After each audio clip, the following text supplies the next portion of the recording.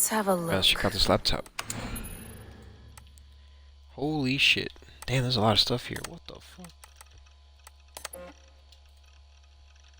Whoa. What the hell? M and M-E-Me Boo Boo? What? My name is Layla Hassan. I was a friend and colleague of Victoria's, both at Extergo and in our subsequent freelance careers. In all the time I knew and worked with your daughter, I was always struck by her limitless intelligence, her humor, and her ability to focus, even in times of great stress. She was an inspiration, not just to me, but to all those who work with her. I am writing to you now with the hope of shedding some light on the circumstances of her death. I realize it must be strange to receive a letter out of the blue from someone whose name you have probably never heard, offering to explain the tragic loss of one so dear. But if you'll allow me, I will try. I was with your daughter in the moments leading up to the unfortunate incident that took her life. In fact, I am partly to blame for. Huh. Secure share, huh? Staff of Eden. Staff of Hermes Trismegistus. Acquired from the Eagle Bearer Cassandra, 2018. Late in the Isu Singularity Age. This staff, one of many Isu staves known to us, is first and foremost a medical device with the ability to heal, repair, restore, and rejuvenate organic tissues with unprecedented swiftness. It has been known to extend the life of its bearers well beyond the average human and Isu lifespans, and is presumed to have the ability to resuscitate living creatures in critical or suspended states. It has not been verified in the staff. It has not been verified if the staff has the ability to resurrect the dead, but this seems unlikely based on its known features. It appears to work by reading and copying its bearer's DNA to ensure perfect replication on a broad scale. It is able to detect erroneous copies and deploy repairs so long as its bearer remains within direct contact. It has been used as a weapon infrequently, possibly by taking advantage of the tremendous power it draws from the Isu's wireless energy lattice. The staff has also acted as a conduit or container for the personality of an Isu called Aletheia. It is not known if this personality is Aletheia's original consciousness or a simulation of the original, though most neuroscientists would call this distinction a distinction without difference. As of early 2019, the entity known as Aletheia has made no further attempts to contact me. As yet, my purpose as the so-called heir of memories, as Aletheia has dubbed me, remains unclear. Known bearers: Hermes Trismegistus, Pythagoras, and Cassandra. Huh. The messengers, what the fuck? Isu messengers. Rebecca, before we meet at the site, I want you to see these. Last week I reviewed logs from my time with Bayek and came across some old notes. In the years I explored Cleopatra's Egypt, I stumbled across 6 Isu temples, most of which were buried beneath pharaonic tomb sites. Each temple contained an Isu message clearly meant for one with the ability to read genetic memories. I was the lucky one. I don't believe they were intended for Bayek himself, as he seemed wholly unaware of the messages as they played. They may have been encoded in a way that only someone with an animus could see them. It's been a few years since I last heard these messages, so my memory is foggy, but the notes I scribbled down have a clarity that I trust. Might be something to all this, I don't know. Often I grasp outside of my area of expertise. I am enthusiastic, but often wrong. Let me know if something else strikes you. Layla, Message 1, Excerpt. Layers upon layers of reality, each blurring into the next, which is real and which is not. What if none are real? What if everything you know is false? We ran thousands of simulations searching for the right version, searching for Desmond. Each of them felt real. But there's no way of truly knowing, is there? Not for sure. Anything can be simulated, and finding the answer could mean erasure. Teasing the assassin maxim, nothing is true, but must be careful not to confuse truths with facts. However, a language game you will always lose. Though we may stumble in our attempts to interpret it, the world, the universe, reality, what have you, it is always out there. I believe that, simulator or no. We could imagine a dozen nested simulations, and each one, on the level of itself, would constitute a full reality. Wolfram via Conway suggests the universe is a giant cellular automata. And further, there is a point where the difference between simulated and real is meaningless. If the universe were a simulation, what would it matter? The simulation, qua simulation itself, would be real, and therefore, everything within it would be real within the confines of the simulations. Say a scientist were able to simulate pain by inducing only a few neurons to fire. No physical harm. I am in pain, the subject says. No, you only believe you are, says the scientist. This is meaningless, as is this. You thought you were in pain, but you were mistaken. What the fuck? My stuff. Pictures! Huh? What the hell? Yo, she looks like she's sneakily taking pictures of them. Ooh, damn, that one's nice. Whoa, these are crazy. That's dope.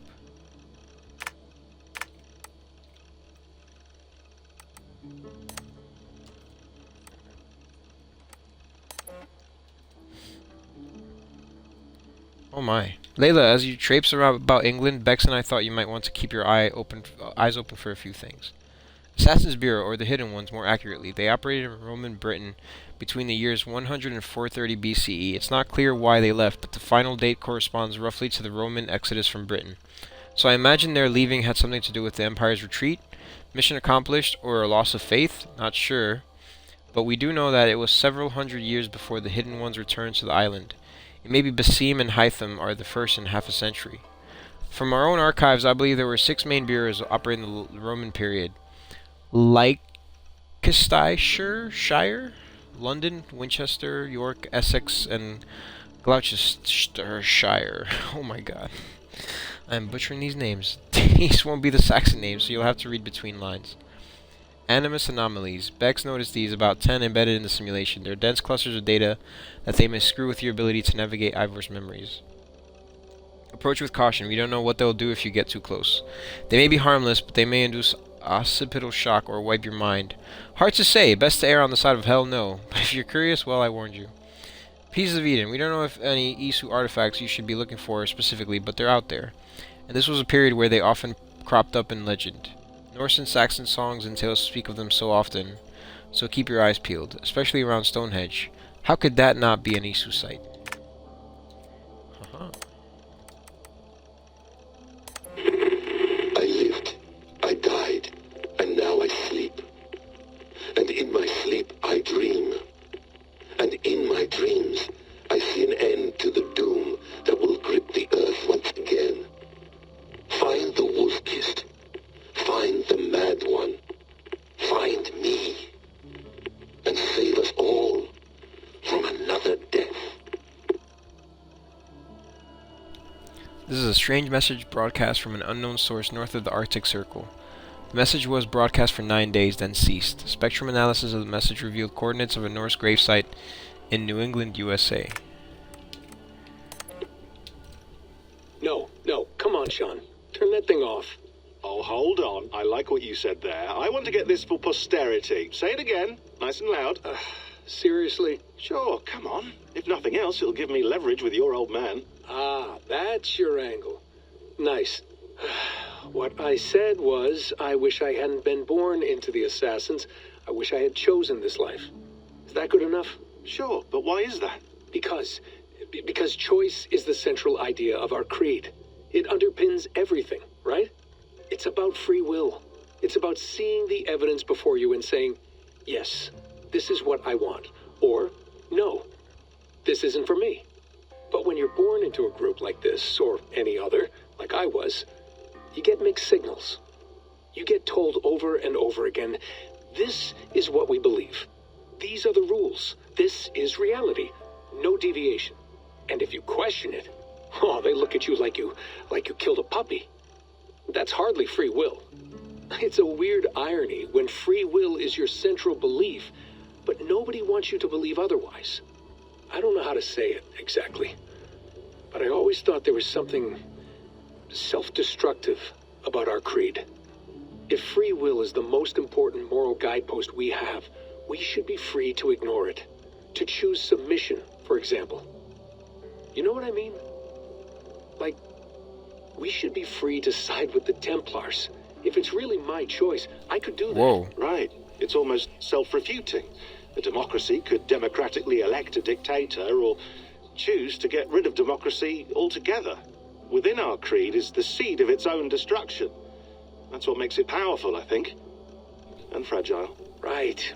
The more freedom you have, the more risky it is, you know? Anyway, my dad has mellowed over the years, but he was strict when we lived on the farm. He ran a tight ship. I never got the impression that I was free to choose my path forward. Our creed, our tenets, they were drilled into my head. By the time I was a teenager, I was following these rules out of a sense of duty. This was just what we did. That happens to a lot of organizations over time. The stagnation sets in, you know? The fundamentalism. Yeah. Following the rules becomes more important than achieving whatever goal you set out for yourself. And people start to lose sight of the reason the rules exist. That's called deontology, or a form of it. Following a rule for its own sake and not for the consequences it has. Yeah, but that feels backwards, doesn't it? Well, I think so. Following a rule is the easy part.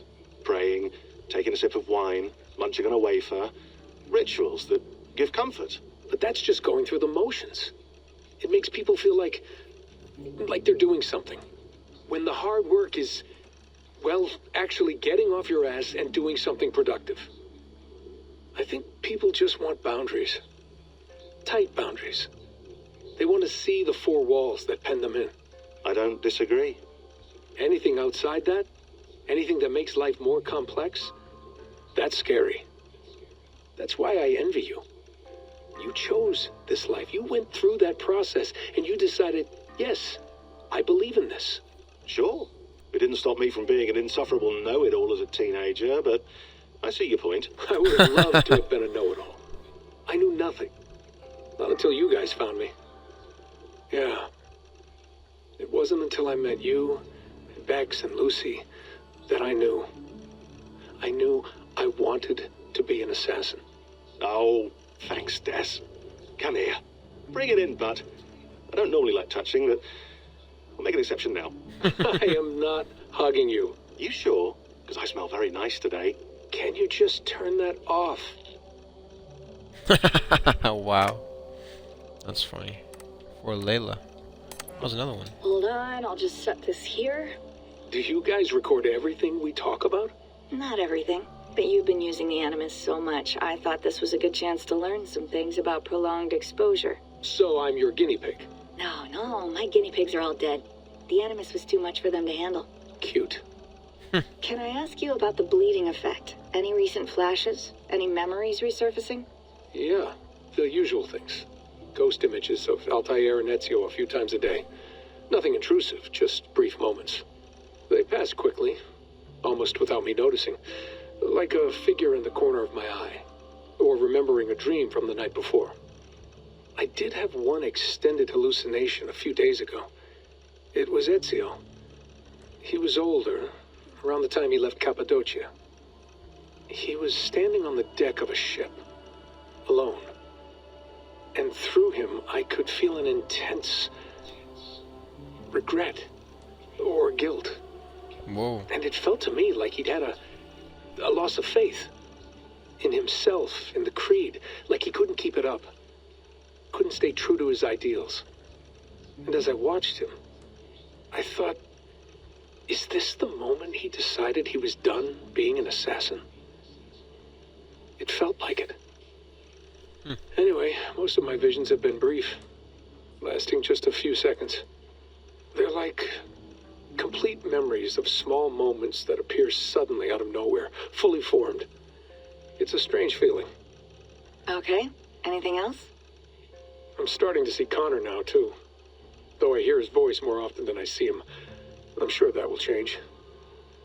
Oh, yeah, and yesterday, just before bed, I had a memory of being on a beach in the Caribbean with a bunch of sailors. What Or the hell? maybe they were pirates. I don't know. No idea. Huh, we'll look into that. And how wow. do you feel in general? Black In flag. general, well, I feel older, for one. Much older. And it's strangely comforting. I'm collecting the memories and skills and thoughts of so many people. I feel like I've lived a few hundred years or more. Is it possible that if I do this for too long, it'll push my own memories aside? That I'll be everyone but myself after a while? It's possible. Whoa. That's called identity substitution. It's happened before, but it's rare. And someone with your background shouldn't need to worry. My background? You mean someone with my genes? My abilities? You have Isu DNA, and that lets you see things and do things and withstand traumas that other people can't. And I can suffer in ways that others can't. That's not something to be proud of. You mean the apple? Yeah, it has a pull, Bex. It tugs at my brain. It talks to me, teases me, drives me mad. And what I did to Lucy, God damn it. Nothing is worth the damage I did. The pain I caused. I know, but you're special. That's the point. I'm not special, Bex. I'm lucky. That's all. I understand. We're assassins. It's our creed that makes us different, not our genes, not our blood. Anyone can join us. That's true. But let's leave that aside for a second. What I want to know is, have you ever had any Isu memories resurface? Isu memories? I don't think so. I can't even begin to imagine what that would feel like. I think you'd know if you did. Maybe one day. We might be able to induce something. Jesus, let's fix the world first, okay? Before we start digging up my ancient ancestors. Deal. With my luck, I'll be related to some third-rate Isu like Sisyphus or something. Way to aim high, buddy. Hey, you gotta. What the hell? For Layla. Layla, thought you might be interested in this. Conversations that Bex and I had with Desmond back in 2012. December, I think. Just candid talks, that's all. We didn't square any circles or write any beat poetry. But he did have some interesting insights into his time in the Animus and what it means to be an assassin. Anyway, have a listen. You might find you and he had similar experiences, so, well, let me know what you think. Unless it's to tell me I sound like a total prat in these recordings. If that's the case, just say nothing. I mean, I did have a slight cold at the time I recorded these. That's probably why I sound odd. Anyway, okay, I'm done anyway, so turn What? off. Turn off. Oh, it's actually just a button. Sorry, here we go. What the hell? That was odd.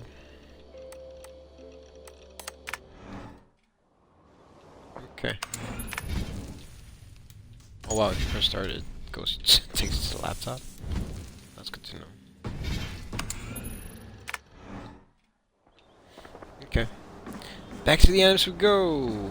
Back to England, baby.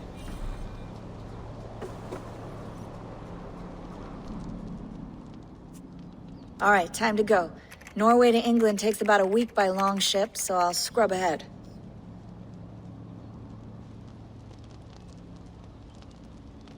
Damn, she really looks fucked up, bro. Layla, you okay? Sorry. Can you play the message again? We have the transcript. If you're looking for something, I can go No, and... I want to hear it. Okay. I don't mean to be cryptic. It's just... That message led us here. To this place. To a Norse grave in North America. So those bones out there are the only lead we have. Our only chance at fixing this planet before it's too late. Here it is. I lived, I died, and now I sleep. And in my sleep I dream. And in my dreams I see an end to the doom that will grip the earth once again. Find the wolf-kissed. Find the mad one. Find me. And save us all from another death. Unsettling, that is. That pulse in the message. Are you sure it's just coordinates? Nothing else? Nothing I can find.